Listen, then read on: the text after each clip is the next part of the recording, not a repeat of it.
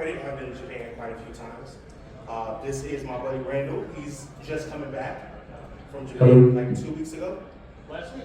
Oh, last week. Last week. This is Delwan. He went with me and some friends to Japan back in February. And this is Jamie. She went with me to Japan in October. So between the four of us, we have quite a few trips underneath our belt. So the premise of this panel, basically, we're just going to kind of talk about our experiences and then open up the floor to you all to ask questions about literally anything and everything on, you know, booking a flight to booking rooms to any questions y'all have about traveling over there. So, all right, let's get started. Oh, okay. Yeah. Hello, hello to all my melanated and non-melanated people in here. So glad to be here. So traveling in Japan, it's one of those, for me it was one of those moments that there's a sense of dread before going, and a sense of excitement, and then a little more dread, and then excitement. One question I've heard a lot is like, oh, the language, you know, it's like, how do I navigate Japan? Almost everything's in English. You'll be fine. We're in 2025, technology is here, Google Translate, Apple Translate, whatever, Samsung, Android that. Send us back to Google. Back to Translate. You know, you can hold it up, you get a pretty good idea. My experience, it's never been like, you'll see some other influencers and, you know, they talk about, oh, in Japan, you know, Japanese people will sit away from you on the train or anything like that. That's never happened to me unless there's an open seat. Like if there's an open seat between two people, everyone always shifts over one because it's just crowded. It's like you're sitting, you know, by the five with someone and someone's like, well, that seat's open, I'm gonna sit there. My other experience, which was weird, I'm also the director of guest relations here at ikkicon. And the contrary and I have gone to Japan, and there was a time where a bunch of Japanese homeless people would keep coming up to me, asking me for money. And he's like, for the 5 years I've come here, that's never happened. And it was only on like the seventh person that came up to me, and he was asking me for money. And I'm like, I don't know what you want from me. And he's like, oh wait, you're American? I'm like, yeah. And he's like, oh, I thought you were Asian, you know, your eyes. Oh, so I mean that's my life. I'm the lightest of the group up here, so they confuse me sometimes for being Southeast Asian in Japan. They just think I'm, you know, Filipino or whatever, and they're like, oh, he probably knows the language. And that's another thing that happens in Japan as far as ordering food or anything. They'll just, you know, they immediately think, oh, you're not American at all. So blessing and curse, because then I had to, you know, struggle through my poor Japanese and be like, no, I really need help here. Help me. So what I give as a pro tip in Japan. So I'd say my first pro tip is go to Daiso, buy a change holder, because you're gonna have more change in your pocket than you will ever imagine. And it's a pain in the ass trying to like struggle through all of the 1 yen coins, like in their 100 yens hiding in their pocket somewhere. So do that.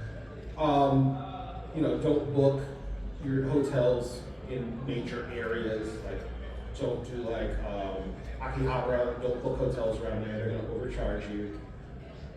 Kind of go outside of Tokyo. If you're going to Tokyo, and that's really Osaka or Kyoto, anywhere, just kind of be on the outskirts because the train will get you where you need to go within 20 minutes. So stay out there, go to the centers, you'll save some cash that way. Never ask for an English menu. Always ask for Japanese menu and translate it because sometimes the Japanese menus are cheaper than the English menu. They get you on that tourist tax. And I don't know. I can't really do anything else right now. We're gonna come back to me. For sure. For sure. Good job, man. Nah, it wasn't that bad. So how you guys doing? Again, my name is Delvon, and with my experience leading up to it, I will say that I didn't really have dread. It was all excitement for me, just all excitement. I was looking forward to it. I did do a lot of research as far as like, oh, the do's and don'ts. I'm pretty sure a lot of us have done that. And just curious, show of hands, like who's all been to Japan before? So good amount, good amount. Those do's and don'ts, the majority are true. I would say true. The whole eating in public, the whole like being loud on the train, what was it, like holding your garbage. It's so hard to find garbages everywhere there. Like unless you're at the restaurant, they're not outside for the most part. As far as like my introduction to Japan, it's like when I first got there, the only overwhelming thing was the initial getting off the plane into the train stations. Cause I'm just like, and he was my guide, supposed to be. He's like, oh yeah, I'm 40 minutes away. It's all right, I'll be there. And I'm like, shit, what am I supposed to do? I was like, figure it out. So we looking around like, all right, where's this station going? What does these colors mean? I don't know. But what Randall said is true. Like a majority of people coming into Tokyo, anyways, where we flew into, they speak English, and ones that don't, you got your phone. A lot of anime lovers. I'm pretty sure a good amount of regular beginner level, Japanese levels. You can understand something. And that carries over the whole thank you, or where's this, or where's the toilet, or how much. You're gonna use all of that there. If not, they'll still get everything you're talking about. Let's see. The coin thing, the money thing. I actually did not book any hotels when I was there, except just the end of the night. Like we didn't plan any, like, oh, we're gonna be here. We was like, all right, wherever we land around 9 o'clock at night, 10 or whatever, let's just find something there. And it was all cheap at that point. It was, compared to US dollars, it was not hard to find a hotel. I didn't feel any kind of discouragement or whatever, judgment with any of the Japanese people, anything like that. Like everyone was pretty kind. I felt safe. Yeah, things were good. We went out 3 a.m. and didn't look over my back or anything like that. But yeah, it was a great experience overall. Let's see, what am I missing here? As far as my introduction to, I guess, my experience in Japan, it was all positive. I guess we can answer more questions and talk more about it afterwards. So yeah. Okay, so this is my turn. Hi, I'm Jamie again. As the only female up here, I can give a female perspective on my experience. It's kind of hard to do that because I did go with Andre. You know, nobody's gonna mess with you when you're with Andre. And I also had the pleasure to take my dad with me, so that was pretty cool. Jenny also came with us, but she's over there. So what I will say, the first thing is I did feel very safe. I mean, even walking without my dad or Andre, me and Jenny, 2 girls just walking around, we were fine. Nobody really bothered us. Walked to 7-Eleven every morning and every night. We would get up in the morning, hey, breakfast, okay, let's go to 7-Eleven. We would get back at 1, 2, 3 o'clock in the morning. Hey, let's go to 7-Eleven. And just, there were people in the park at 2 o'clock in the morning, just hanging out, having a good time, just chilling. So very, very safe. I will say for the hotel accommodations, we did do Airbnb. I'm a hostel girly, so I was trying to force that onto my people. That didn't end up working because I can't even remember what happened to the hostel. I booked, I guess, one less of a person, and so I had to rebook. So when we went from Tokyo to Kyoto, make sure you know where you're booking your Airbnb because we were about 45 minutes from the city. It was a great hostel, not hostel, it was a great Airbnb. The guy was lovely, it was really cool. Dre is very tall, so he hit his head a couple times on the ceiling. But it was a really cool place. I will say it gave us the experience to figure out the train and how the train system works because we weren't very far. So we figured out how it worked and it was pretty cool. We did get lost a couple times.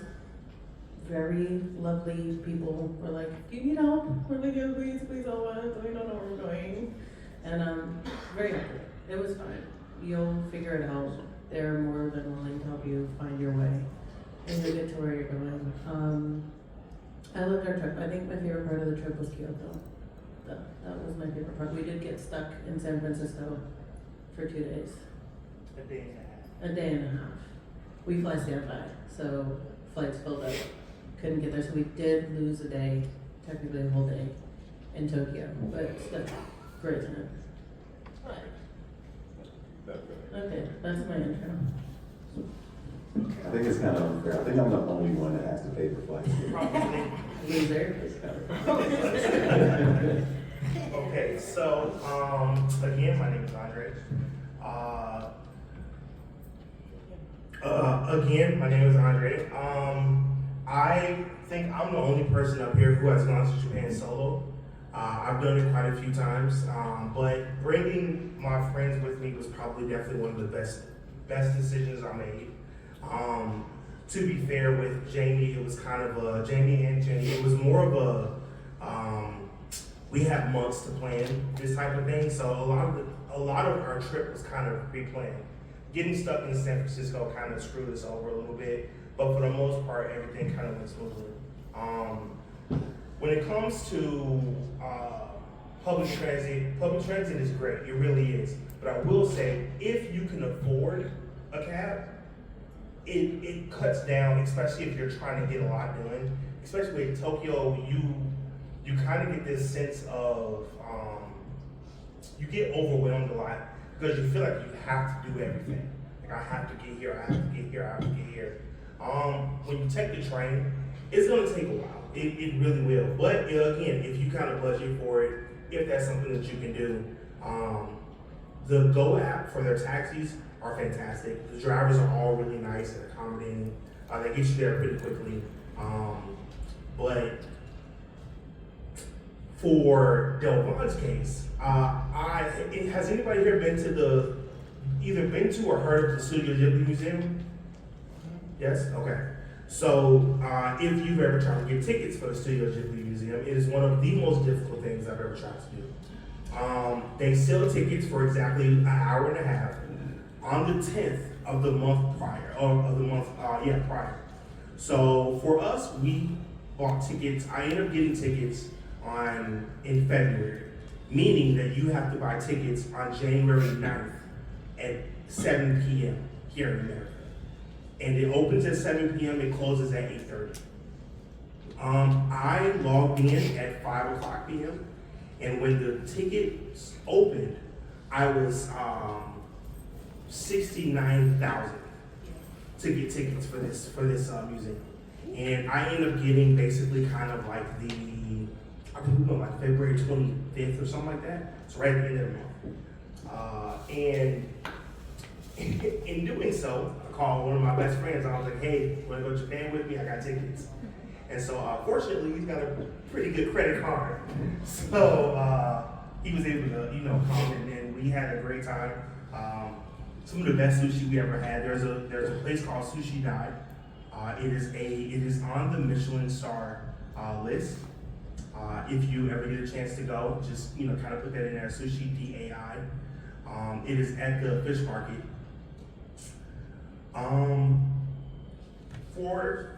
For that place, we got there at 4 o'clock in the morning, and we were 15th in line.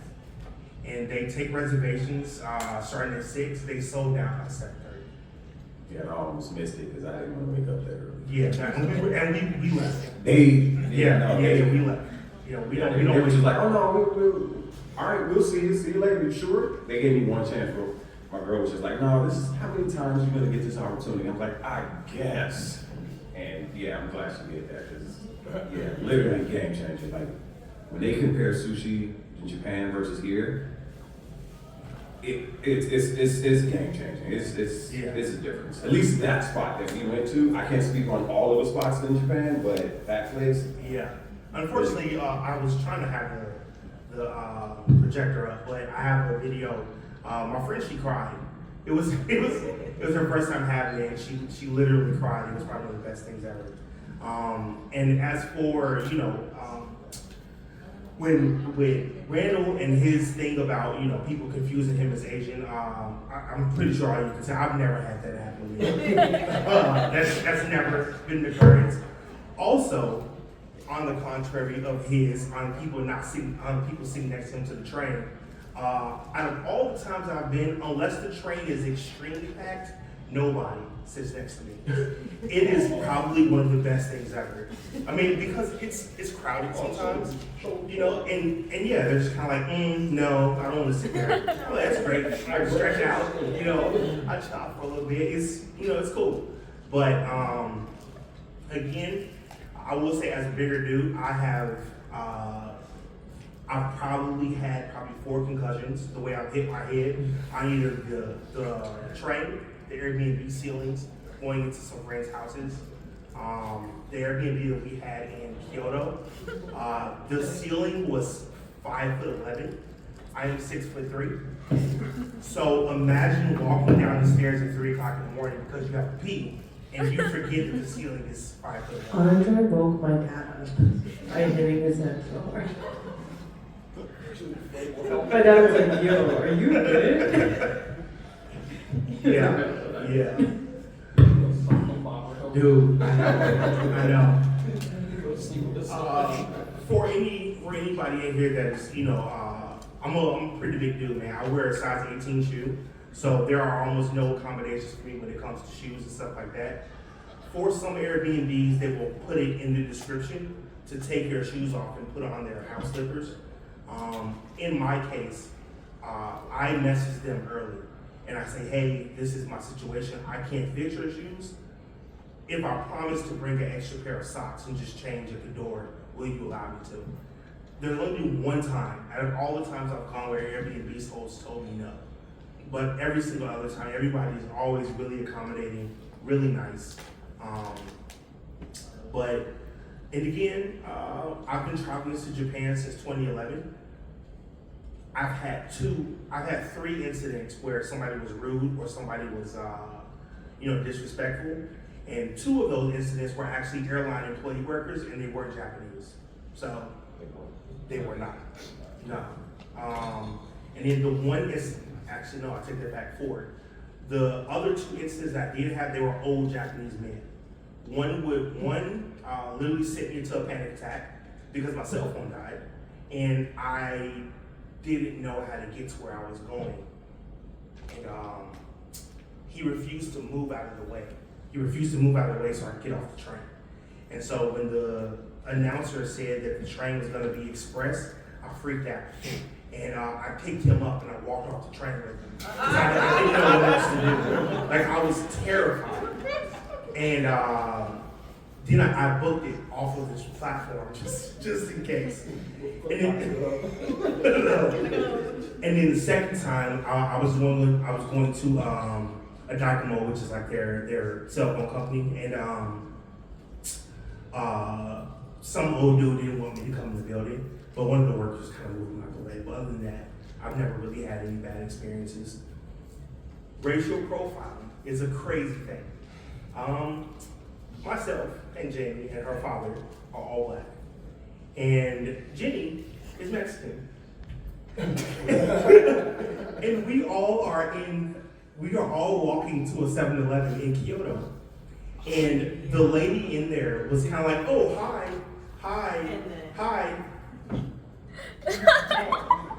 You have to pay for that ice. And it was probably one of the meanest things I've ever seen a Japanese person do. And it was to her. And I was kind of like, at least it wasn't me. When I tell you, this lady, Jenny just wanted the ice. The lady would not let her buy the cup of ice without getting a drink in it. She yanked it out of my hand and poured hot coffee in it. And I was like, I just want the ice. Drink in this ice. And Jenny's like, I just want to chew on the ice, like, please. And she's like, no, you have to get a drink. And I'm like, dude. And then, when I say I've never been mean mugged so hard walking around a store, it was all of us. I had really long dreadlocks, like faux locks. And she's just everywhere we go. And I was like, dude, what is up with this lady? But I will say we were in a part of Japan that probably doesn't see a lot of people like us because we were 45 minutes from Kyoto.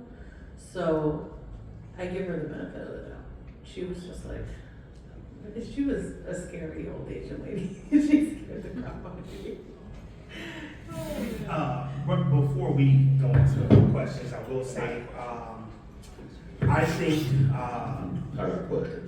go ahead. So, have either of you three flown into both airports? Yeah, Haneda and Narita? yeah. Okay, We so flew you out of have Narita. just Haneda? We flew out of Narita. So you flew out of Oh, Osaka. Osaka. Yeah. Okay. So do you feel that getting from Narita to Tokyo is easier than Haneda to Tokyo? Because my last trip, man, getting from Haneda to I was in Meguro, Yeah. the train getting to the airport seems so convoluted both ways. Where Narita you have next, right? Next just takes you into Tokyo, Right. like a single line, but this was like transfer here, transfer there. Coming back home, I thought I was gonna miss my flight. Yeah. Because I got on the train and it took me like 40 minutes the opposite direction. And then I'm like, oh no. Oh no. So it wasn't. I'm going to be honest with you. No, Damn. I always pay for a cab. Almost all the time. I just pay for a taxi or I book like a shuttle. Okay. Yeah, it's easier for me. Yeah, I was like looking at so the day I left, my flight was like 5:30 in the afternoon. My family left in the morning. So I was like, I don't want to check out of the hotel and then have my luggage with me forever. So I was like, I'm gonna do the smart brain thing. I'm gonna hop a cab, go to the airport, drop my luggage off in storage at the airport, and then just go back into Tokyo because it's only like 30 minutes on the train to get back in. Where I'm going with this is just about cab fare prices. So I just looked at my Uber, I'm like, how much did that cab ride cost me for like that 40-minute ride? It was like $60. And it's kind of pricey when the train is like $1.50, Right. $3 Yeah. to get you all the way there. But I didn't want to carry the luggage. I would agree, take a cab when you have your luggage with you. After that, if you don't pack your schedule, just take the train. But if you have like roller bags and backpacks and stuff like that, and they're jam packed full, you really don't want to get on the train with that. It is a hassle. Also, find out where your hotel is compared to the train station, because we both work for an airline, and so flying standby, you just never know when you're gonna make it. So we are strictly carry-on people. Now, I booked a hotel in a specific place in Roppongi, and the train, it tells me it's like a 6-minute walk or whatever. I messed up and I got off on the wrong side. So like sometimes you'll have like Shibuya line 1, Shibuya line 2, or whatever, right? And it's like Roppongi 1, Roppongi 2. What can be the difference between Roppongi 1 and Roppongi 2? They're right there on the map. They're right there.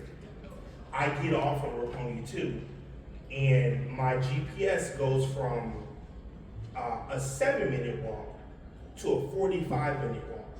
And I have my duffel bag. And I'm kind of like, you know what? I'm just gonna go back downstairs and look. Nope, last train. So now I don't have a choice but to walk these 45 minutes. Oh, y'all see me, man. Y'all think I wanna walk 45 minutes? I really don't. And so I'm like, you know what? Cool, I could, it's 45 minutes, that's fine. As I start walking, I look and I was like, it is a lot of fucking hills. There's a lot of hills in this hotel, y'all. And my hotel ended up being kind of on top of like this little hill area. So every day when I would leave my hotel, I had to trash that hill. And I was kind of like, you know what? I marked that hotel. It was a great hotel. I won't be going back there, so I was going to wait. It was a lot. I will say though, I didn't deal with carrying around luggage around. The hotels were pretty good with just like, oh, we'll hold your bags. You just ask them. No one says no. They didn't give any attitude or anything like that. So I didn't. But like I said, I didn't. That's the thing. I didn't plan any of my hotels. Is the thing. So that's why I was like, all right, wherever I'm gonna be, I know all right, that's where I'm ending my night. So I'll leave my bags here for the whole day and be like, all right, cool, we heading out to the next one, and I just take it to the next one and leave it there for the day. Right. And that's it. Even after checkout, they're like, we're still moving. I didn't want to go back to my hotel. As a hostel girlie, I know that a lot of hostels will hold your bags, they have lockers. So that's an option. Also, we went to Disney as soon as we landed, and we had our bags with us. And Disney has lockers. So We did have to pay for a bigger locker because our bags were pretty big, but we only paid for like 2 lockers, right? And then when we were leaving, we went back to the airport. We were in Osaka. The airport also has like a valet luggage service thing, so we dropped our bags off, went to the mall, came back, picked our bags up. So there's places that if you have your bag and you don't want to carry it around, you can Google storage, locker storage for my bag, whatever, and you can find it pretty easily. That's not just Japan, that's like pretty much anywhere you go, so. Definitely be careful if you're going to like the touristy areas with the lockers, because they get full fast. So fast. We were fortunate with Disney. Somebody was leaving when we were coming in. Yeah, we were fortunate. So definitely look up like locker apps. Like they have different things in Japan where you can reserve a locker in advance, because like once again, like Akihabara, those lockers are full by like 10 a.m. Yeah. Like you will not put anything in there. So you gotta watch out for that. And what Dre was saying about walking up hills, Japan will humble you if you are sedentary in your life. Get to the gym, start walking on the treadmill a couple miles a day, slightly incline, just to get ready. Because I was there and I was huffing and puffing the first couple of days. I was 20,000 steps a day. Yeah, like Easily. my lower body. Yeah. They love it. I love walking, y'all, and he hates me for it. Yeah, I'm like, oh, we No, can just hold walk. on.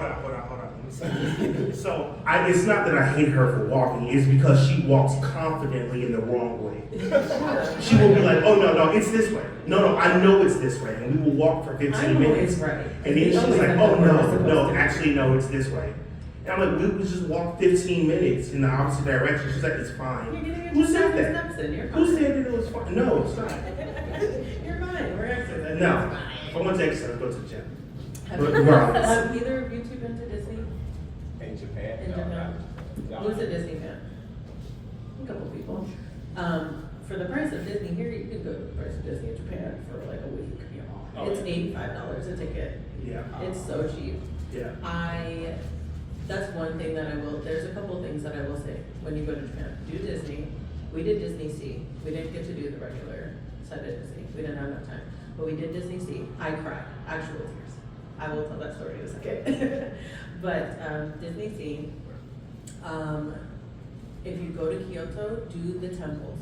That's a lot of walking. You get a little, it's kind of like, I would explain it as like a little passport book. You go to one of the temples, they have them there. And then you go to each temple, you make a stop, and you pay, how many? 100 yen. 100 yen per place. And they will you can watch them right in this book, like calligraphy. I don't know what any of it says, but it's beautiful and it was great. And now I have a little book to look back on and be like, oh, I went to this temple, that temple. It is a lot of walking. There was one time where we were getting food and I was like, oh, I want to go over here. And me and my dad they were like, we're going to stay over here. We don't want to walk. Me and my dad walked over and we saw the steps. We looked up, we said, nope. And turned around, we went back. Yeah. But those are 2 things that I will say. Definitely do. If you go to Kyoto, do the temples. If you go to Tokyo, do Disney. So. Well, that was our long introductions.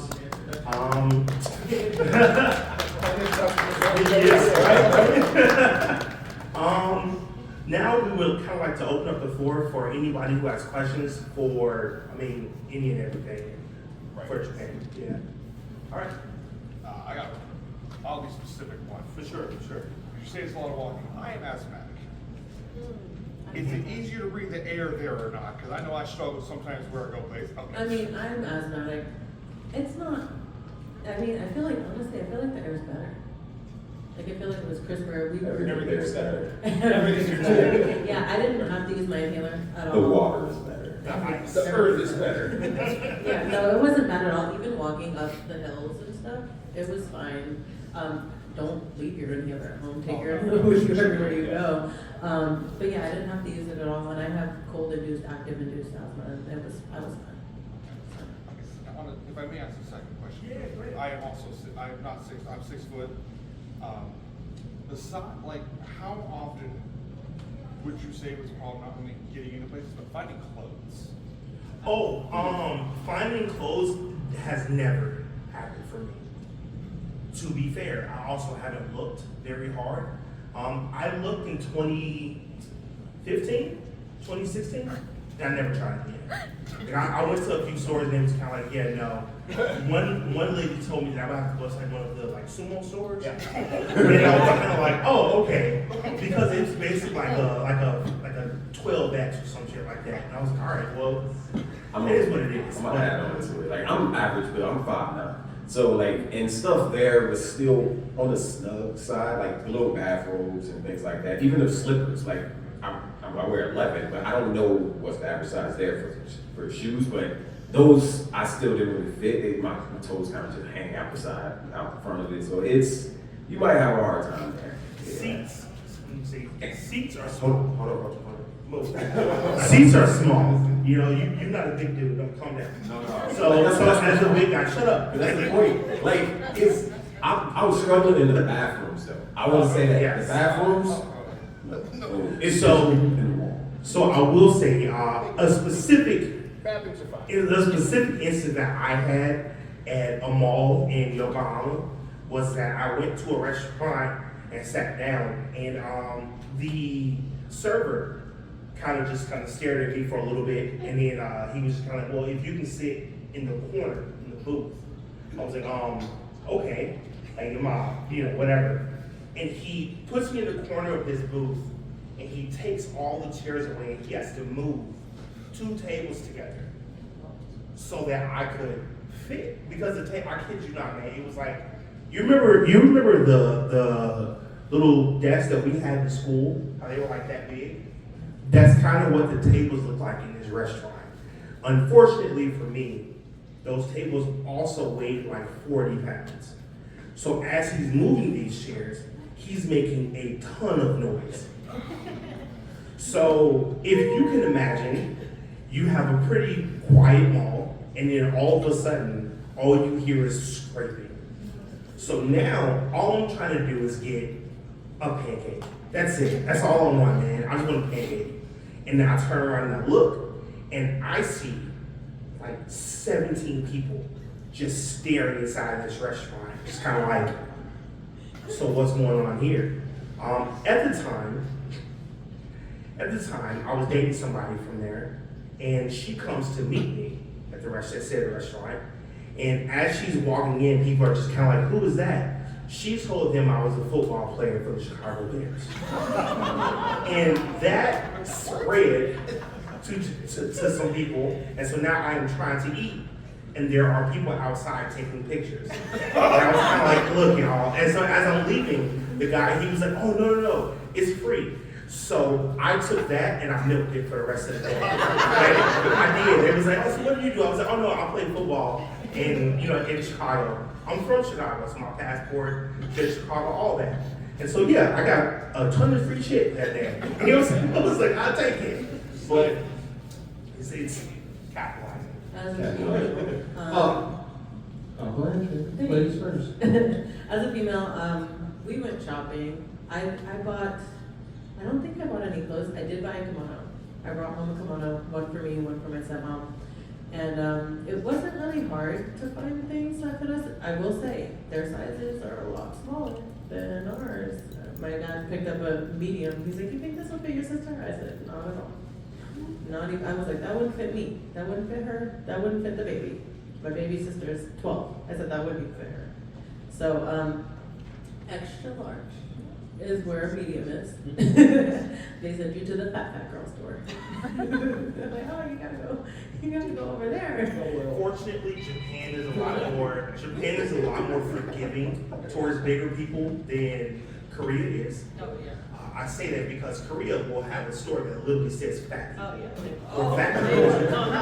There's a store that my friend went to who is not big at all, but the lady told her, oh no, you go to the store, 3 stores down and turn the corner. We get there and the store is called Moo Moo, and it has a picture of a cow on it. And I was kind of, this has got to be one of the craziest things. She's like, oh no, I'm sorry, our clothes don't fit you. There's another big girl store, and that one was called Fat Girls, like just FAT girls. Yeah. And then when you go in there, there's a store next door to it, and they have bars that look like jail cell bars, but they're spaced out. And they tell you to turn sideways and walk through these bars. If you can fit through the bars, you can fit the clothes in the store. If you can't fit through those bars, you can't fit. That's a good way to figure it out, though. Yeah. It is. I'm a little sad when you told me about the Fat Girl store, because I was like, I'm gonna open a store in Japan called Fat Man's and just import American clothes. Yeah. Like, Yeah. the amount of money you can make just importing American clothes there in American sizes, I think there's an opportunity There's a there. market for it. Yeah. Yeah. As far as sizing goes, just assume it's about a size and a half smaller, roughly around there. Not at all. Well, I'm saying you need to move, well, it's there for For something females. smaller than us. Oh, for men? Yeah, so like, Because there's no universal sizing chart anywhere. There isn't, For, but you- for females, right now I'm a medium, right. and I couldn't fit in an extra large pair of pants. Like, I just got an XL shirt in Japan, and I'm like, this is gonna fit large, tight. You know, so it's like, So, I mean, when you go shopping, look around. I ended up buying men's, sweatshirts, because they fit me. And So- they're really cute, so. I got this shirt in Japan, and this looks like it'll be like what, a medium, a large maybe. This is a 2X that I'm wearing right now, and like I said, I normally wear a large here, so yeah, it's definitely smaller. Yeah. Next question, somebody had a question back there first. In the corner, nobody had a question over there? Okay, yeah, what's up, guys? Yeah. Yeah. You guys. Yeah. Can you Is there scream anything it? We can hear you. Is there anything that she would have to watch out for in Japan? Like danger or? Like she wants to know if it's a safe spot she can go to. Oh, I mean, Black person. as a black person, I felt safe everywhere as a female black person in Japan. What I will say is I tell everybody, everywhere you go, make sure you know where the embassy is. Don't lose your passport. If you lose your passport, go straight to the embassy. Keep a portable charger on you so that you have your phone. Don't really wear any flashy jewelry. That's just like a normal type of traveling hack. If you're with people, make sure you guys have a rendezvous spot. Like when we went to Shibuya, I was like, I don't know where everybody is, so I'm holding up my camera. Hey guys, I'm the rendezvous spot. You know where I am. Going out at nighttime wasn't that bad. I usually walk a lot of places in the dark. Granted, have it on your GPS, know where you're going, don't make any pit stops. Walk with confidence as a female. All females walk with your head up, straightforward, like you're on a mission to get somewhere, because then nobody will bother you. So, yeah, I was fine. I will say I feel like the jewelry part isn't too bad when it comes to Japan. If you're gonna get robbed, it's gonna be by a foreigner. Well, I'm not gonna lie to you. You know, it'd be by somebody who's not there. But I will say this because the last time I did this panel was in Chicago, and one of my panelists is a friend of mine who lived in Japan for 7 years, and she is a black woman. And one of her biggest things was sometimes when you're out there, depending on where you are, some men just do not like the word no. And so for her, she was just kind of like, very far and few in between when it did happen, but she was just kind of, Japan has a groping problem. And so she was like, so she'd be on the train, and she's like, some guys grab her or whatever, and then you probably have seen like videos of like POVs of like women walking and like some drunk guy is just like, hey, can I get your number? And she's like, no, and they'll like follow her. According to Brittany, that's kind of the thing that happens. It does not happen a lot, and it usually does not happen to tourists. It usually happens to somebody where they see you on that route all the time. So as a tourist, I think you'll be perfectly fine. This is coming from me, but I'm trying to repeat what she said, being a single female there. Her thing was just, always be on your P's and Q's, but when it comes to like how her safety felt, again, I'm from Chicago, so how her safety felt walking home in Chicago compared to walking home in Japan was night and day. Like, in her 6 years, she feels like she had to put her keys in between her fingers probably 3 times in 6 years. And she's talking about walking home at 2 or 3 o'clock in the morning, you know, and compared to walking home in Chicago. So, right, and so coming from Brittany, as somebody who lived there, her biggest thing was just growing. And even then, you know, a lot of times, especially if you just kind of say something out loud, most of the time they'll stop or you bring it to attention. When you leave a train, when you get off of a train, there's always going to be an attendant there. And because Japan has such a issue with that, if you point it out, they will immediately grab the person that you pointed to. And so when it comes to when you say, is there anything I really need to look out for? When it comes to your safety, I do feel like it's one of the safest places.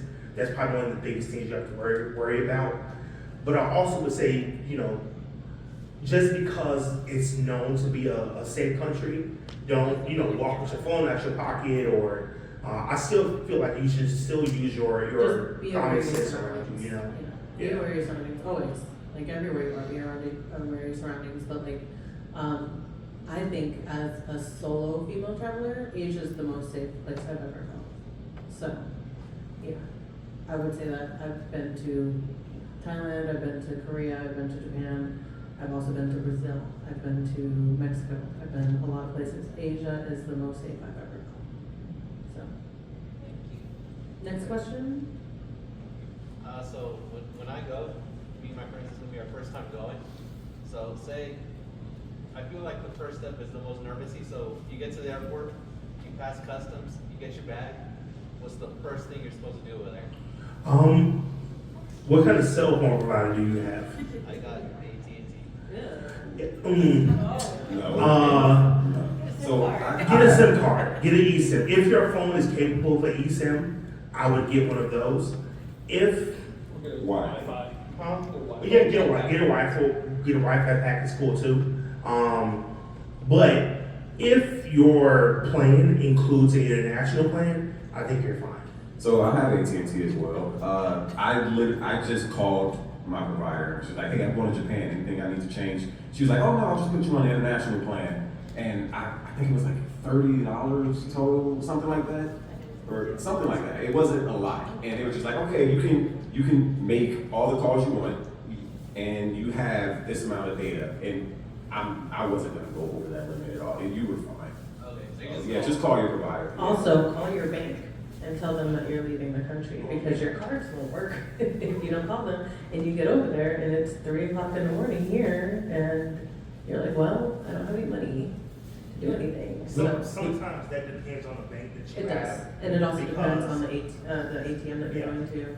So like I have Chase and I have Chase and one of my cards does not have 4 transaction fees.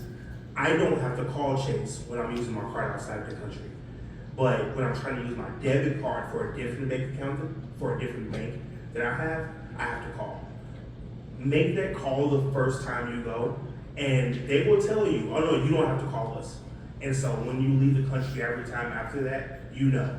But I would say make that call the first time, just to be clear. And the same thing with AT&T call and just ask them, is there anything you need to do?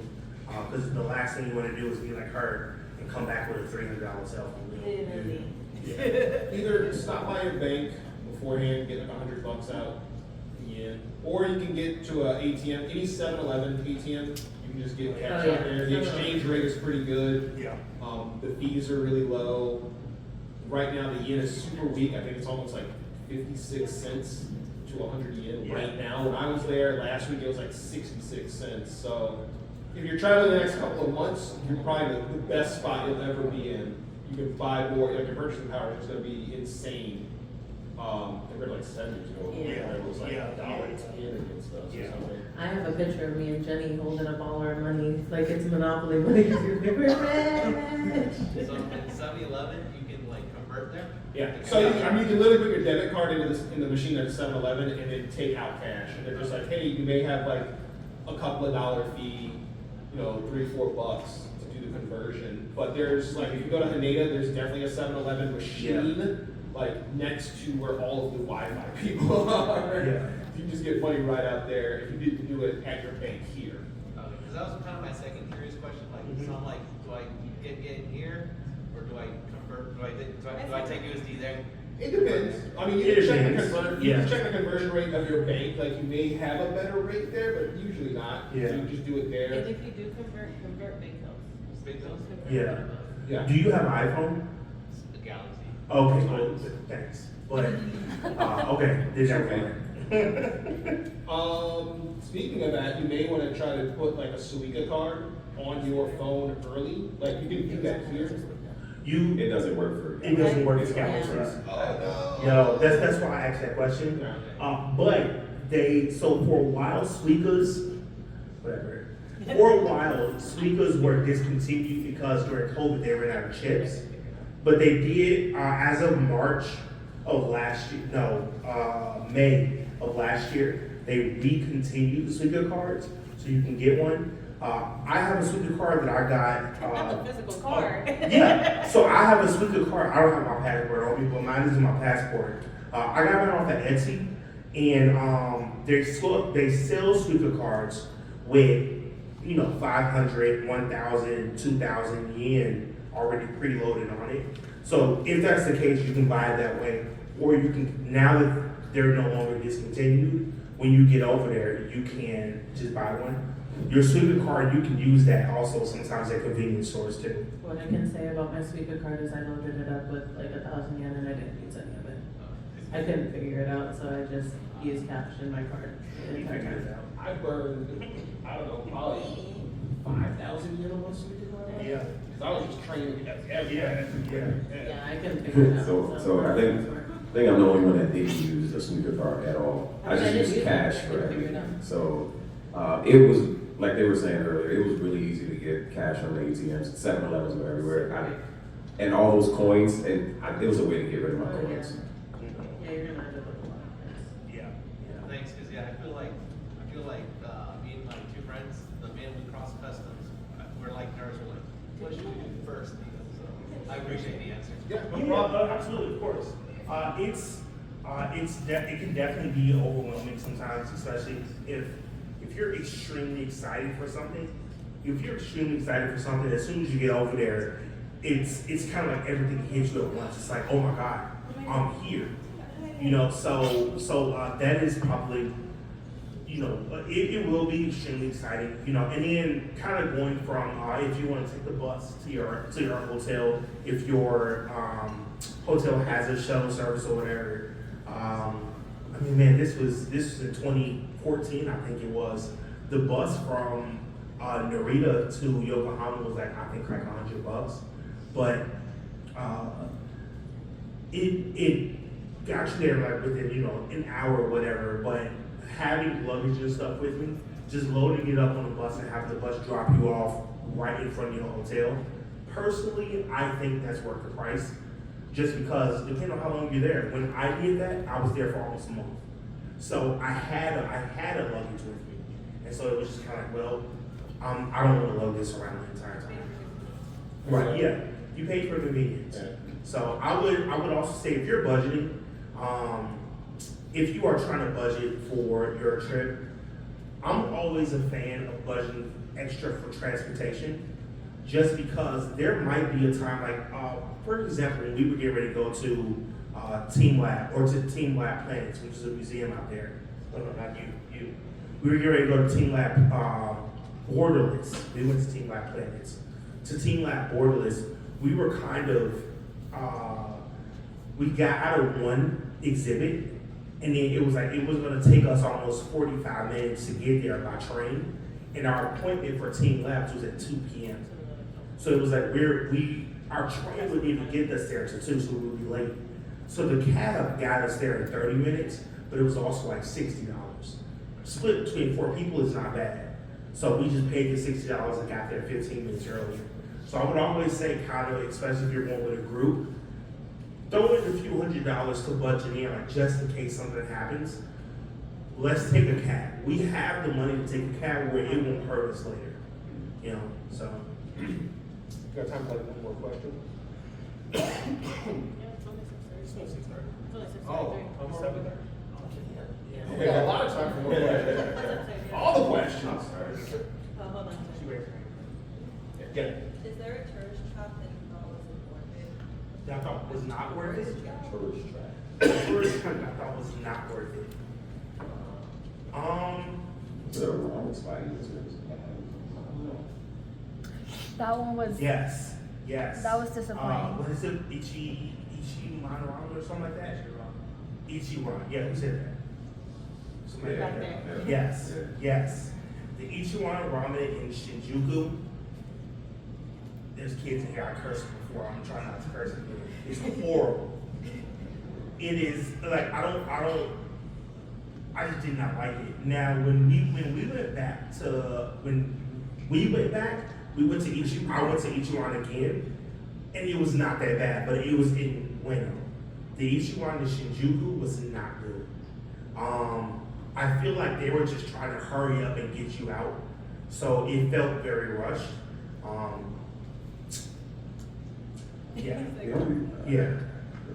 I can't think of any tourist traps because like you in what was it in Shinjuku, basically we're like this. You get everybody approaching you like, oh come in, come over here. But personally, it didn't work for any of us. I don't think. Yeah. So I can't say I feel for it. I think your tourist trap depends on what you are interested in. Now I will say like if I don't even know, man. If I went somewhere first and then like I brought some of my friends with me the next time, that's more of like, oh, let's do that. I went and it's not worth it. I think sometimes because of kind of how we approach things with, because sometimes when you get there, you feel like yen is monopoly money. You don't really know how much you're spending. So you'll go and you're just kind of like, oh, dude, hell yeah. You know, here's a bill. And next thing you know, it's kind of like, now I got a ton of change. I do think that sometimes tourist trap depends on what your definition of it is, because sometimes it might not be worth it to her, but it's worth it to me. Now, I have not run into a situation yet where it's just been like a straight up scam, where you just kind of, this was a complete waste of money. Somewhere, somehow, I still got something out of it. Even the ramen spot, it wasn't great, but we also hadn't eaten all day. And so we just needed something to get us to our real dinner. So yeah, that ramen, we honestly could have went to 7-Eleven and got better ramen, but it was still cool to sit down and experience it. Yeah. I have another question, sorry. Would you say you use more paper money or did you use your card more? Well, That depends where you are. That depends on where you are. Yeah. Depends on where you are. Like, like the temples, we use The temples, when you go to the temples, you need money. But there's quite a few places that, take tap to pay or whatever. But personally, I'm a fan of using my card whenever I can, because after a whole day of using money, it's like 3 pounds of coins just in your pocket. And so it's a lot. Yeah. Yeah, I mean, they're tourist traps, but I love them. So, Akihabara, huge tourist trap. Like everything there is overpriced. It's Vegas on steroids, right? It's just flashing lights and stuff happening, and we're here at an anime convention because we love anime. And it's that. It's the dream that we never thought we would see when we were small children, and it's realized, and it's like an everyday thing for Japanese people. Figures, and like I took my little brother with me the last time, and he was looking at this figure, he wanted to buy it, and I'm like, okay man, but you should shop around. And we went to one store, he bought it, we went to another store, and it was like 600 yen cheaper there. Like the prices are all over the place, and it's really just, you gotta shop around. Like if you're there for a couple of days, like we'll just say you're in the Akihabara area 3 days. Take the first day, just browse. Just go to different shops and get an idea of whatever you want to buy, what the baseline price is. And then maybe the second day go to Nakano Broadway, which is cheaper, and it's a lot of the same stuff. That's kind of like the second secret of, if you're buying figures or anime or manga or anything like that. Like it's usually a little cheaper there, but a lot of tourists are starting to pick up to go to Nakano, so it gets crowded there too. What else as far as tourist trap area. Like I said earlier, with the whole thing with menus, like you go to a restaurant and ask for the Japanese menu, so you get the actual Japanese price. Sometimes nowadays they don't even let you, like you just walk in to give it to you. Yeah, Yeah. it would. Yeah. But just as far as like personally for me, like with the cash question you asked, I took out a bunch of cash and my mindset was like, all right, I'm gonna have to use this because that's what I looked up. Like it was, oh, it's a cash only type of place. And I got to a point where I was just like getting towards the end of my trip. I'm like, I had so much cash still on me, and like there's a few spots that do like cash only, but I use my card on most of the places that I went, to be honest. And that's when you start buying stuff you don't need, Right. because you're trying to get rid of like cash. That's exactly what So happened. you end up with a Bring that suitcase cash full of home with stuff. you. I mean, I bring, every time I go somewhere, I bring like a bill or something home with me, maybe a little coin, but These guys travel all the time, so they like, oh, bring it on, I'll bring it and use it next time I come back. I'm like, I don't that's know not next even time I'm that. I coming bring back it here. as like a souvenir. Granted, I do have extra money that I bring back with me sometimes, but I'll always bring back a bill or something for like a souvenir. I'm spending it. It's like a pocket full of change. There was another question back there. There's I think This it's- one? Yes. this one, like that. So 1, 2, 3. No, you already started. You- Yeah, you you started. How is the language barrier? How is, like, as far as the city and rural, like, what's the language like as far as? So for the language in the major cities, it's not that bad. It's not. Now there are still going to be some places where there's kind of like it's broken, so you definitely have to context clue it, you know. But they will do their best to try to accommodate it. Now, when you get to some of the rural areas, kind of like when we were in Kyoto, it's kind of like playing charades, you know, or Google Translate, especially if you have a newer phone. So, you know, I'm a Samsung guy. Samsung has the translation feature where you can just press the translate button and hold your phone up, and both of you can have the conversation with each other. Where as soon as you speak English, this side of the screen translates to Japanese, and then when they speak to you, this side of the screen translates to English. So it's, didn't ask you. So then, we are. So as for like trying to make sure that there's a language barrier, I think until you go to like a really rural area, you're okay. Yeah, especially if you have your phone with you. And I will also say, kind of like what Vaughn said at the very beginning, trying to learn some basic phrases. Personally, I've noticed as long as you try, people will try back. Yeah. Even if you don't know a lot, so we must say something to grab their attention, they will at least try to talk back to you. I do want to Most of add the time. to that question, because I'm curious that, like, I've only gone to the Tokyo area, like the city, basically. How well does that work in those rural areas? Like Osaka, I know the dialect is really different, apparently. I haven't been there, but like, did that translation still come out Yeah. pretty easily? Okay. Yeah, now, like when we went to the ramen spot in Kyoto, they didn't speak English at all. And so we were trying to use our, Google Lens to translate things, but unfortunately their entire menu was handwritten. So Google Lens had a really hard time trying to translate it. So that's why I say charades, because when the server comes back, it's like you can pretty much tell they're asking you, hey, are you ready to order? Because he does like little things that are like thumbs up, and we're like, yes. So then he's like, so what do you want? We're like, that one. And you And point. you just hold up and you just like point here. And the menus have pictures. Yeah. So. Yeah, so you just point to it, and then they're really cool, and it's like, I need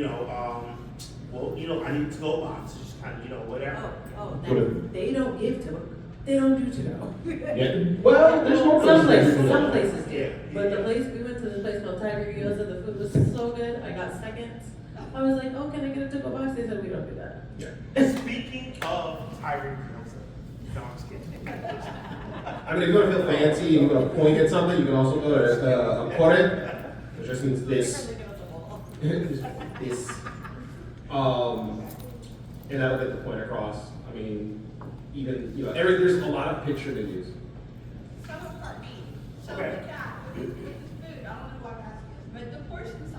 they smaller or larger? Definitely smaller. They're definitely smaller, yeah. But they taste really good. And It's, they're worth it. yes, it's really good. Okay. Smaller and fresher. Yes, yes. The close size when you think about Yeah. food, yeah. Yes. I will say, on some of my trips where I was going by myself, like when I'm going with people, they kind of, bring out their food or whatever.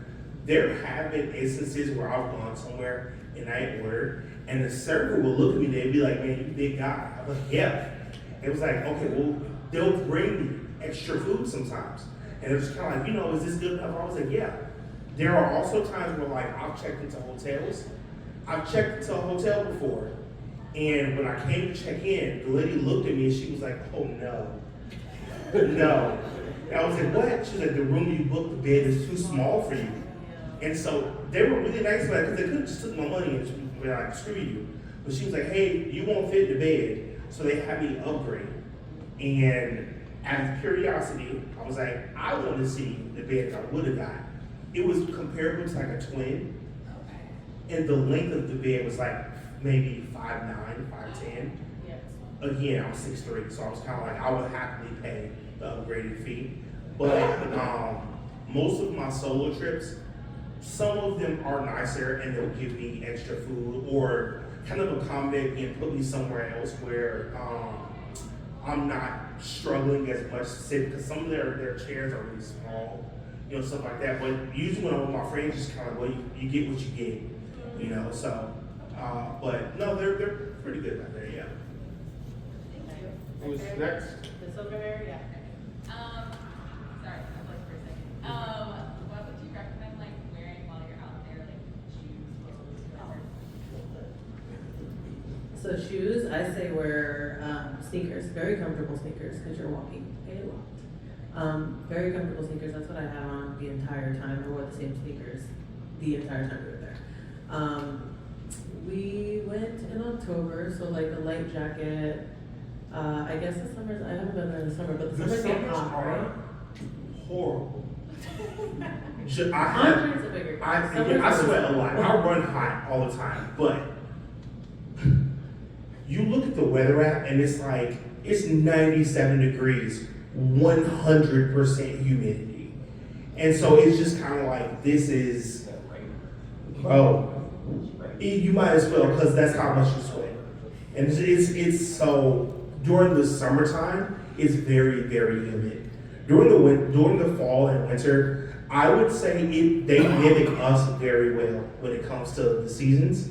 So if you would wear, I wouldn't say Texas. Again, I'm from Chicago, so mimicking Texas weather, like if you go in October, it's more, like a little bit cooler, sometimes raining, but it's not freezing. Now if you go in December, January, February, yes, it's colder. Well, at least it wasn't high. So I was just there last week. It was pretty warm. I mean, warm is relative. So it was like in the low 50s, high 40s most of the time. I mean, if you're from Chicago, it's not warm. To be fair, all three of us are from Chicago. So it's 50, so Anything under 70 degrees is cold. Yeah, so it's warm. I mean, I had a medium, not like a light jacket, a little medium Yeah, light jacket. jacket. And, you bring some light gloves with you if you're walking around in the morning, a knit hat. But usually by midday, especially if you're on the train, you're gonna be sweating your tail off there, just because it's so packed in the train. So it's dealing with that, like being prepared to take clothing off, put clothing back on. Yeah. So it's a hoodie. Yeah, like a little light jacket, hoodie, little Scarf. Yeah. Okay, that was very expensive. Those scarf bags. It's a great excuse to go to Uniqlo. There you go. Oh, you don't like Uniqlo? I don't know what that is. Well, I went in February, so it was like the end of February, and like it wasn't really cold. Like I said, I wore a jacket most of the time, like a little pea coat, and I was fine. So. Yeah. Okay, you were next, right? Yes. Thank you for sharing about traveling while tall.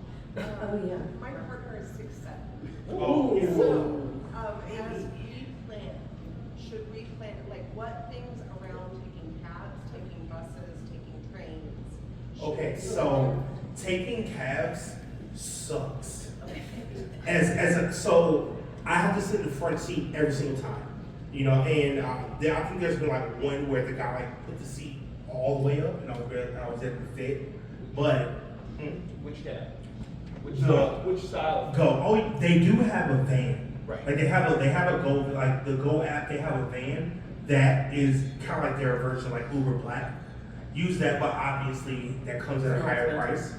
But as we've all found out, or as I found out, being a bigger and taller dude just costs more. So you're just gonna have to pay that price when it comes to trying to take trains and stuff, or take cabs. Unfortunately, there's nothing he can do except really mind his head when it comes to structural things, the train, some buildings and stuff like that. I don't know who else is like, taller, but be prepared to get stared at. They stare hard. And I've experienced that no matter what country I go to, they just, except in Europe, they just kind of stare in general. But when it comes to like him being 6'7", most temples and stuff are fine, but again, a lot of structural buildings are built for Japanese people. So they're not extremely tall.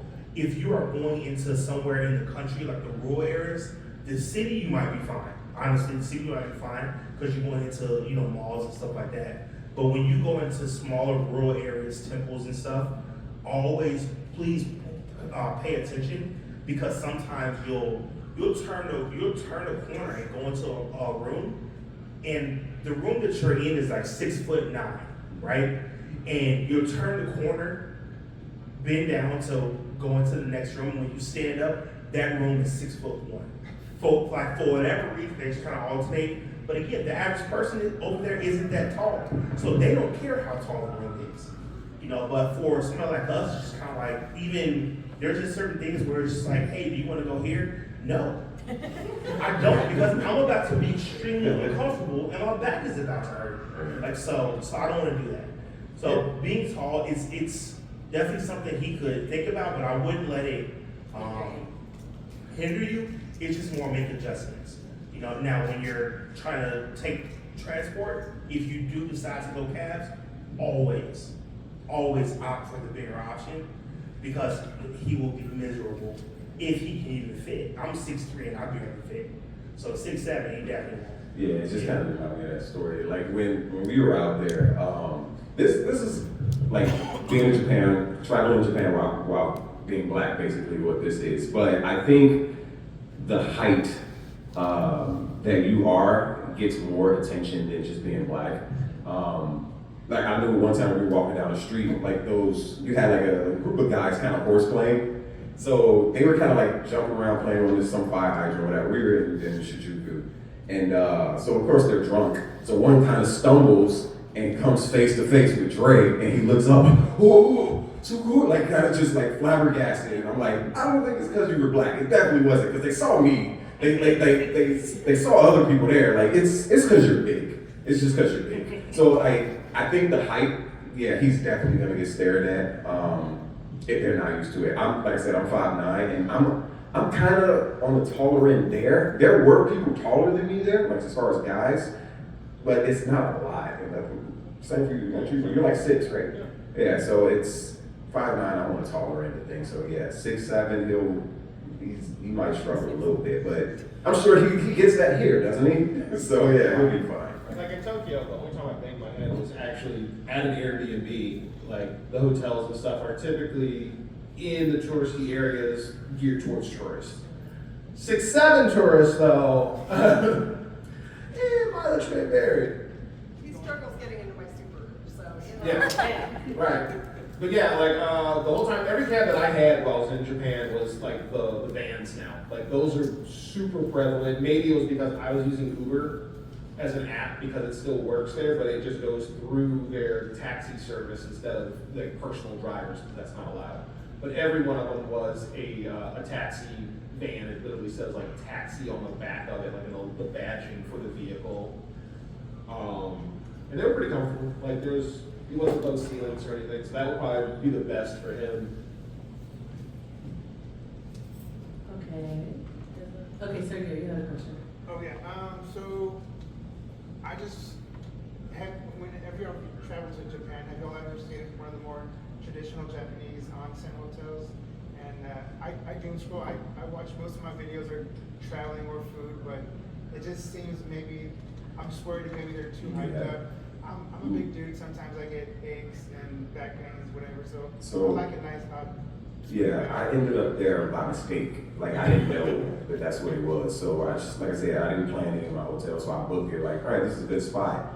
And we opened the door, and yeah, the bed's on the floor. There was no bed. Like, the table like was all the way down at the bottom. And like, yeah, you don't have the space. So yeah, that is a thing. Are they small? Not They are small. there? Yeah, everything is small. Like exactly what you're picturing is what it is. Yeah, it was pretty small. And what I can say about the onsens is if you have tattoos, I have yet to find an onsen that will let me cover all of my tattoos to go in. They give you one little tiny Band-Aid and you can't cut it. So I probably will never get into an onsen ever. I have way too many tattoos. There's tattoo friendly. There's some. There's tattoo Like friendly. completely Yeah. friendly? Yeah, What well, were you no, saying? I haven't been there. Tattoo friendly onsens. So like, it's like a bathhouse, like a traditional bathhouse. I did find one in Korea. That one was really nice. They scrubbed. Yeah, I would say they're a little overhyped. I would say the onsen thing is a little overhyped on social media only because that's what gets clicks. Everyone's just like, oh, that's where you gotta go. Yeah. I haven't been to one because I have tattoos, so I'm like, I'm not really gonna look for it. But I mean, definitely do it. If you want to do it, just to say you did it. But yeah, I personally think they're a little overhyped just because of social media. But there's still something that you should try out. Yes, ma'am? Did you guys go through travel agents?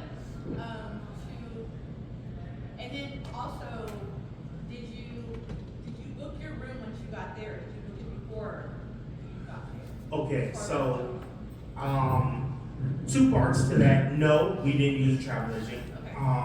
We rarely ever do. Again, I work for an airline, so it's kind of, one of our phrases is we just kind of wing it, right? But I will say, I travel solo a lot.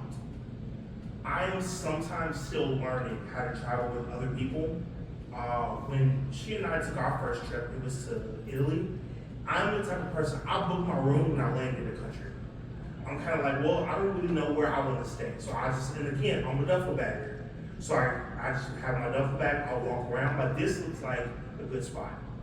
And I'll try to get a hotel there. That does not fly with a lot of people. So when I told her, oh shoot, where are we staying? I was like, I don't know, that's not gonna work. The only reason why that wouldn't work for me was because I was bringing my dad. I am a fly by the seat of my pants girly. I would figure out when we get there. I'm a hostel girly. I can get a hostel right now if I need to. But because I had my dad with me, my dad is very military. He's very, where are we staying? What are we doing? I needed to make sure we had a place that he felt comfortable. Other than that, Yeah. we could stay wherever. I'll sleep in the airport. Yeah. Oh, now when it comes to like trying to book your accommodations and stuff, there's a ton of apps out here that you can use. One of my favorites is I like Agoda.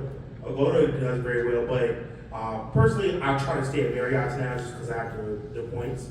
But Agoda usually has really good deals. I've gotten some fantastic hotels from there. Airbnb is always another great option, especially if you're going with a group of people.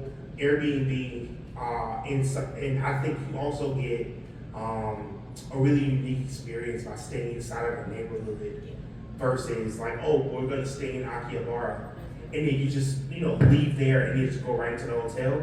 Versus you get the chance to ride the train, walk through neighborhoods. And the beautiful thing about that is, I guarantee you, if you stay in the neighborhood, you're going to go to a restaurant you would have never thought was available. You go into a store that you never thought was there. You go into a souvenir shop, you will meet people that you never thought. We walked around Ueno for a while and we met a group of people. We just was just curious and we said, you know what, I think we're just gonna just go sit down in here and grab something to drink and something to eat real quick. And we met a fantastic group of people there. Talked to them for like almost 2 hours or so. And then, but it was just like kind of going out of your comfort zone and going into like the neighborhoods and stuff definitely opens new avenues of adventure. Yeah. Like when we stayed in Kyoto, we got our Airbnb, so I booked the Airbnb, again, 45 minutes away from where we were supposed to be. But it was this little place that was super cute. It was called the Bamboo something or other. The house was made out of all bamboo. It was super cute. Airbnb host was amazing. He gave us all these recommendations of places to go. And then, like we said, when we were going to the train, we got to walk through the neighborhood and see how beautiful the neighborhood was. And it was quiet, little quiet town. It was super cute. So. Yeah, the Airbnb situation is it's great. Japan has a lot of like symbiosis. Like they try to always have some harmony there, and that's even with the Airbnb. Usually there will be an Airbnb near some sort of like izakaya or something that are always super welcoming to tourists.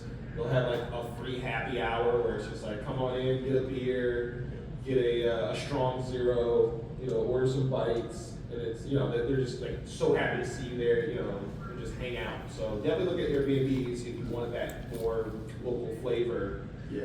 You go to a hotel, you do Marriott, Hyatt, any of the large American chains, like that's the experience you're gonna get in that hotel. If that's what you want, that's fine.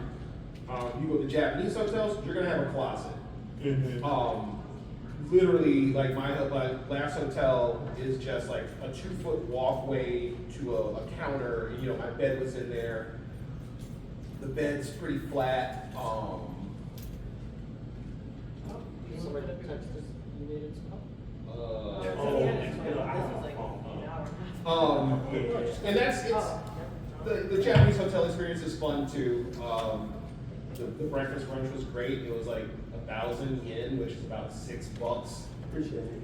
So there's always that sort of thing. They had like a free drink bar. That's what they call it in Japan. Like it's a soda fountain, but it's called a drink bar. You get drink sets that you can buy, stuff like that.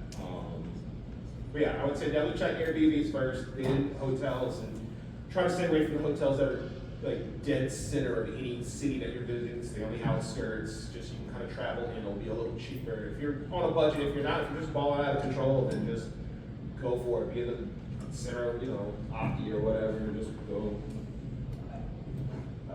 Since, like I said, I'm the only one that kind of really pays for the flights here, but like, I kind of got away with it on this trip here. I ended up using a credit card, just using my miles on a credit card. I got my credit card, what was it, Chase Explorer card? I got it in 2022, September. We took our trip in February 2025. And I had enough to get there and back and pay for another trip. So it's doable if you're gonna travel maybe in a year, try to look at credit cards or something like that, and maybe like, all right, next year, and just kind of go off of that. And I'm already, right now, it's been a year later, and I got enough for another trip. So I will say, before we have to get ready out of here, the Airbnb that we stayed at in Kyoto was fantastic. It was really nice. It was called the Bamboo Ballad or something like that. But that is also the one where I hit my head. I don't think I've ever been more afraid that I was gonna fall through a floor. Because it's like, as you're walking up, you hear everything creaking. I'm a big dude. So it's like walking up the steps, it's like, I hope this is not my final destination moment. So I'm like walking up the stairs, and underneath the stairs is like all these spikes of bamboo and stuff. But bamboo don't break, man. So if these stairs break and I fall, then that's it. Old dude in what's that comic got killed? He like fall out of the sky. Other man, and then I get upstairs to the room, and you lay in the bed, and you're just like, man. I hope this floor hold, because if not, all y'all dead. But fantastic. You got a question? Cool. Oh, okay. Yeah. To my airline buddies, I have a question just from another airline friend. How do you pack? So I'm just learning how to pack and carry on, and being a girl, and buying all the souvenir that you want to buy. Like I'm thinking all skincare products. Should I just get it when you get there? So I always overpack. Always, even when I'm working, because I'm a flight attendant. So even when I'm working, I overpack. But what I can say is get packing cubes. Those help. Like I said, when we went to Japan, we were there for what, a week? I packed one pair of sneakers. I was like, I'm gonna be good. I'm only gonna pack one pair of sneakers. And what I started to do is because we're airline, you know, we get one check bag when we come back when we're not ready. I pack a big, huge duffel bag in my bag to check home with all of my souvenirs now. So what I'll do, if I don't want to check my souvenirs, if I want to make sure that they're on me, I'll just pack my clothes in that bag separately and send it off. It'll get home eventually. Hopefully they don't lose it. One girl to another girl. I don't know, have you tried any of their skincare products? So Japan I haven't. I have tried the Korean. I went to Korea in October and I have tried the Korean skincare. I have not tried the Japanese skincare. So that's one thing that I need to do. I also have I have combination skin.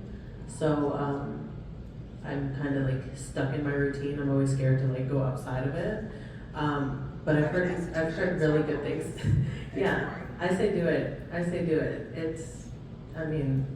I've heard really good things about it, so. I mean, I can't speak for that, you know, not being a woman, but I'll tell you this much though. Even like the soaps in the hotel are better. Yeah. The lotions Yeah. are Yeah. better. Yeah. It's like, I'm like, oh my god, this facial soap is amazing. It is. Like, It it's is. not super oily or anything. It's like this. Well, they put so much Yeah. preservative stuff on ours. It's Yeah. back to water though too, right? Yeah. Oh yeah. Yeah. But so he had a glass of water as soon as we got there, and I would never forget. I'm mesmerized by the water. I'm staring at it. I'm like, something's different. And like, I'm looking like, there's ice in here. I'm like, yeah. It's like, but it's so clear. The water, the ice is so clear. We met a group of people when we were waiting in line for fluffy pancakes, Yeah. and we were talking about our ice. And so it was some Australians, some Yeah, they were Japanese, from or whatever, Australia. right? And so we were all talking about it. And they caught us in the middle of the conversation. Okay. And yeah, they basically tell us like, hey, they see a picture of our ice, and their question was, why does it look like that? Because our ice is like really cloudy.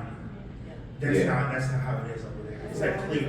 And they didn't know that was a thing. Yeah. We showed them. They was like, "That's what your ice looks like." I was like, "Yeah, I thought this was normal." So yeah, like no. So I noticed it. What made me ask that question and try to look around was like I had a beer there. Like the first beer that I got there, it was just so smooth. Okay. All right, well, We're getting sick. thank you everybody for coming out to Traveling While Black. I hope to see you all next time. Thank you so much. Oh yeah. If you will follow me on TikTok, on Instagram, my page is Big Black Bold Adventures on Instagram. I don't have the. If you want to come up, we can give you the QR code. to Yeah, scan I it. get that too. We can do If that. you want anybody else's, we got ours too. Yeah. Yeah, no, whatever. Or I can Don't get y'all, mind us I have can get one. y'all at the door. Yeah. I can get y'all We'll meet y'all at the door. Yeah. Thank you. Thank you.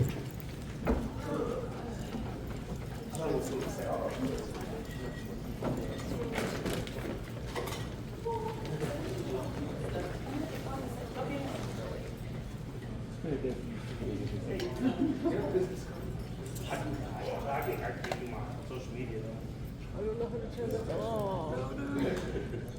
How many weeks of lectures this week? Like flip on? Yeah. So, 14. oh, okay.